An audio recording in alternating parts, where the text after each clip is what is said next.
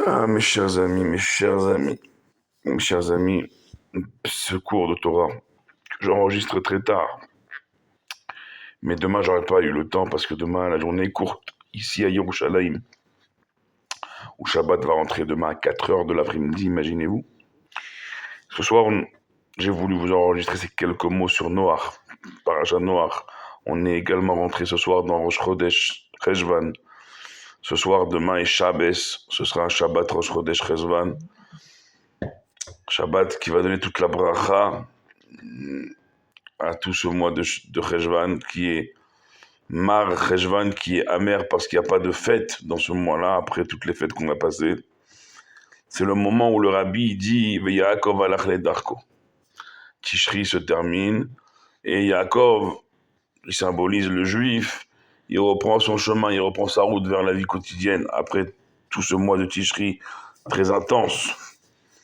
Alors vient la paracha de Noach. C'est un déluge, on ne peut pas dire autrement, dans tous les sens du terme. Pourquoi? Parce que Ve'aretz, la terre, elle était remplie de Hamas, de violence. On répète au début de la paracha de Noach plusieurs fois le mot Hamas, le mot violence. Et Mashriti Medaretz, qu'est-ce qu'elle faisait cette violence à l'époque de Noach, ce Hamas? Il détruisait la terre. Et donc, Kadosh Baruch Hu, il prend une décision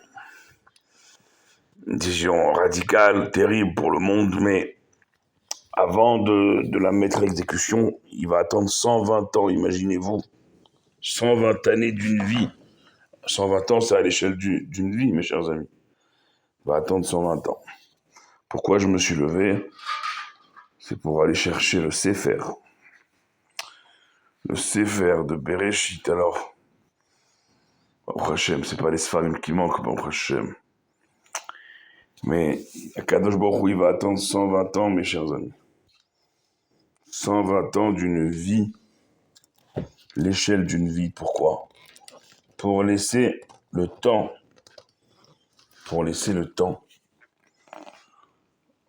aux gens de faire tchouva. Parce que quand tchouva bien, tout va bien. Quand on fait tchouva, alors tout s'arrange. Malheureusement, cette tchouva-là, elle a pas eu lieu. Et donc ça a donné le Maboul, ce déluge. Ce déluge incroyable qui va détruire tout ce qu'il y avait sur la terre, sur le monde entier. Et il faudra attendre. Il faudra attendre que Noach envoie depuis la Teva, depuis l'arche, une colombe qui va au début rentrer bredouille, qui va ramener entre son bec une branche d'olivier. Et la troisième fois, elle va plus revenir. Et donc il aura compris, Noach, que elle aura trouvé où se poser sur la terre ferme. C'est un signe que ils peuvent sortir de la Teva, de l'arche. Et ainsi repeupler le monde. Il y a un épisode aussi que le fils de Noach, Ham, il va apercevoir la nudité de son père. Il va être maudit pour ça. Et à la fin de la paracha, on nous parle de Avram Avinu, qui était à l'époque Avram. Et avec cette évocation, eh bien, on clôt, tenez-vous bien, 20 générations depuis la création du monde. Il y a eu 10 générations entre Adam Arishon et Noach. 10 générations entre Noach et Avram Avinu. Et donc, chers amis, 20 générations entre Adam Arishon et Avram Avinu. Alors, il faut comprendre, mes chers amis, qu'aujourd'hui, on vit un maboule. Aujourd'hui, on vit un déluge. Il n'y a pas d'autre mot pour le dire. Dans tous les sens du terme.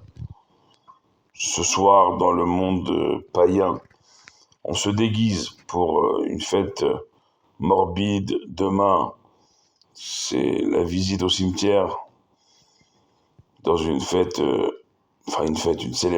des chrysanthèmes, ils appellent ça. Quand eux, ils célèbrent, ils se déguisent, ils se parent de mort, nous, on renaît à la vie, en se réfugiant d'abord, comme on l'a dit, dans l'arche, c'est-à-dire dans le mot de la Torah, et en y ressortant revigoré. Vous savez, dans la semaine, on n'a pas le srout d'étudier comme on devrait étudier. Shabbat arrivant, eh bien, il n'y a pas plus grand plaisir Shabbat que d'ouvrir un livre et d'étudier. Vous savez que chaque mot de Torah qu'on étudie Shabbat, ça correspond à 1000 heures d'études de la semaine, imaginez-vous. 1000 mots, un mot c'est 1000 mots de Torah de la semaine, un mot le Shabbat. Et on multiplie tout par 1000. Vous étudiez 1 heure Shabbat, vous avez étudié 1000 heures. Shabbat, ça multiplie tout par 10. Donc c'est pour ça que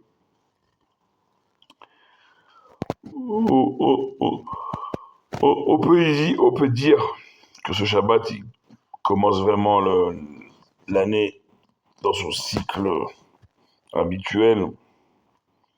Et c'est pour ça qu'il faut donner cette impulsion avec Rosh Chodesh, ce Shabbat, pour un mois le plus abouti possible. Vous savez, ici en Eretz Israël, on a chacun problème individuel, problème collectif, le peuple, le juif qui est en danger toujours, ces soldats qui tombent au combat, qui sont enterrés avec une telle dignité, une telle force, surtout des mamans, c'est incroyable de voir combien c'est elles qui nous donnent la force plutôt que nous qui allons la leur donner, même s'il y a de très nombreux hommages, chaque enterrement c'était des centaines, des milliers de personnes. Pourquoi? Parce que les vrais héros, c'est ceux qui donnent leur vie. Bientôt, on va les retrouver. Après ce déluge qui est sur le point de terminer, on attend le retour de la colombe. On attend le signe qui va nous faire dire,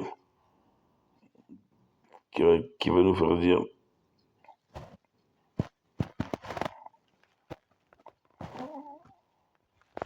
Et donc ici, mes chers amis, il faut profiter de ce Shabbat. Profiter de ce Shabbat Rosh Chodesh, que déjà Shabbat c'est grand, c'est énorme. C'est Me'en Olam Haba, c'est un avant-goût du monde futur. Mais alors Rosh Chodesh, c'est une force de Hitrachut, une force qui a le pouvoir de renouveler les choses pour le bien. Combien on a besoin de ces moments-là. Parce que le mois de Cheshvan, jusqu'à quasiment Pessah, en termes de grandes célébrations, il n'y a pas beaucoup de fêtes. Il va y avoir Hanouka, bien sûr, le mois prochain. Mais ce n'est pas des jours où on se consacre à Dieu 100%. On allume la Hanouka le soir. Et on continue nos journées. Mais on a besoin de dire à Kadosh Baruch Hu, on veut se réfugier dans ta Torah, dans ces moments-là d'hiver, on veut se réfugier dans ta Torah. Que toi, tu nous dises, toi, le bon moment, après avoir vaincu tous nos ennemis, tu nous dises, toi.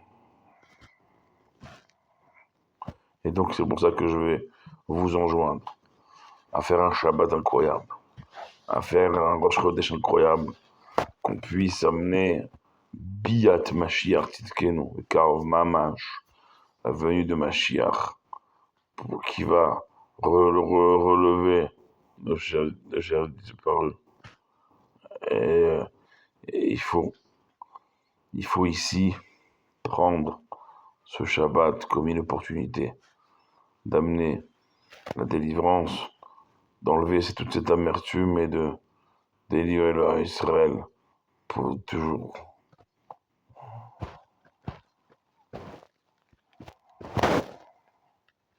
Voilà ce que je voulais vous dire. Désolé si je m'endors un peu, mais il est 1h30 du matin. Je voulais quand même vous parler, malgré mon sommeil pesant, de vous souhaiter un Good Shabbos, un Rosh Chodesh Tov, Rosh Chodesh Mevorach. Priez pour nous comme on prie pour vous. Ensemble, on est toujours plus fort. Baruch Adonai Leolam. Amen ve Amen.